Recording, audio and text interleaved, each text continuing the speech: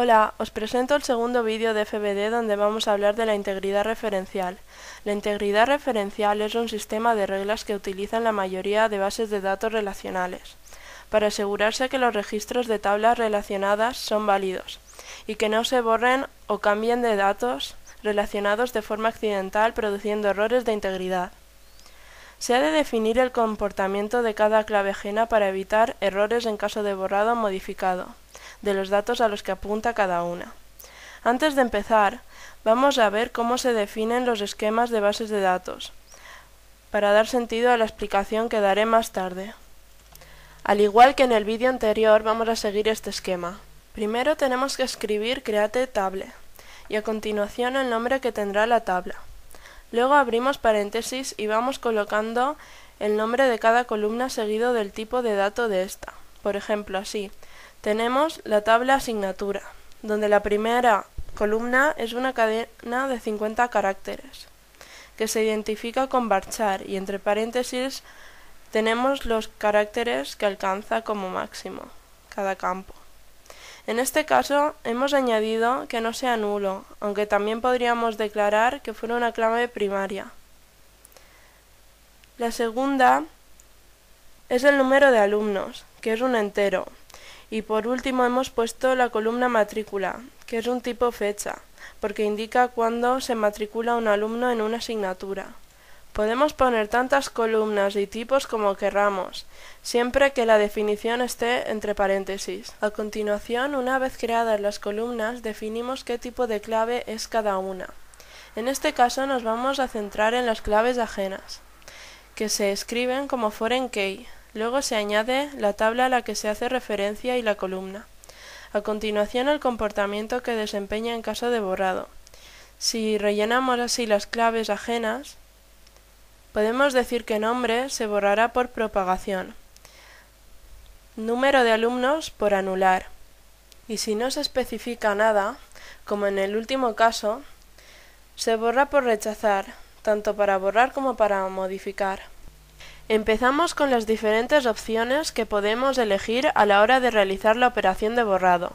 Podemos elegir entre rechazar, anular o propagar. Vamos a ver en qué consisten con un ejemplo. Por ejemplo, tenemos esta tabla.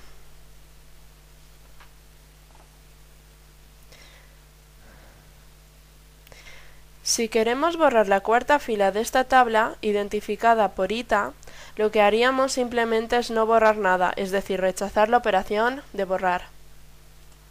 Ahora vamos a usar la opción de anular. En este caso, esto es porque el dato está relacionado con otra tabla, pero hay otro caso en que si intentamos borrar un dato no relacionado, lo podemos hacer porque no creamos ningún error. Este es el caso del idioma holandés. Ahora vamos a usar la opción de anular. En el caso en que tuviéramos que eliminar el idioma español de la tabla, también tendríamos que anular las claves ajenas de las filas donde el idioma tenga datos relacionados. Acabamos con la opción propagar. Si tenemos que borrar el francés de la tabla, deberemos propagar la operación de borrado. Por eso es necesario eliminar todas las filas que tengan relación con el elemento borrado.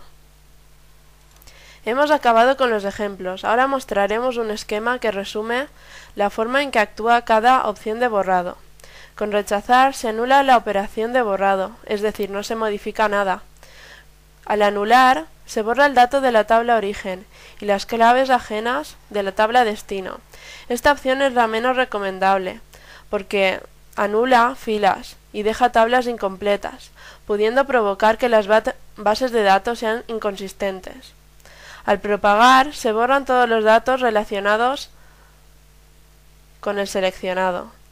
Podemos decir que dependiendo de cómo definamos las condiciones de borrado de una tabla, tendremos una libertad diferente de modificación y de borrado.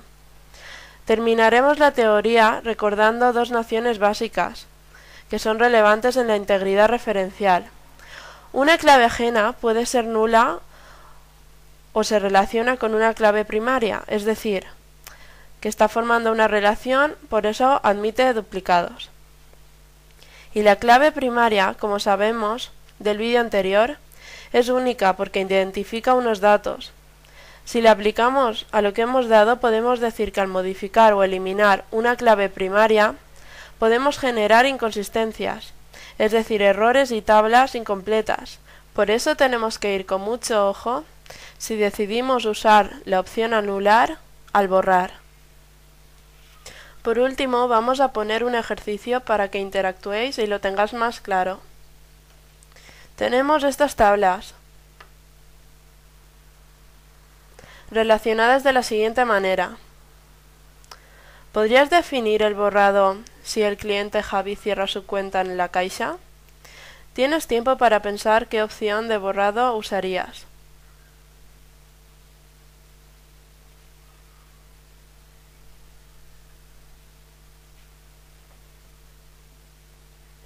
Podemos usar anular y borrar el dinero que tiene y su relación. ¿Qué datos borrarías en el caso en que la CAM entra en bancarrota? ¿Y qué opción de borrado usarías?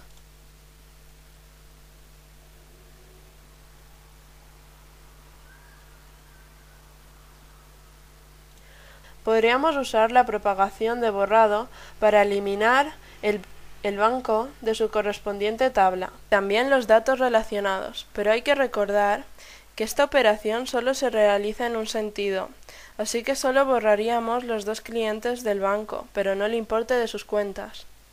Y así es como quedarían finalmente las tablas. Bueno, espero haberos servido de ayuda y nos vemos en el próximo vídeo de FPD.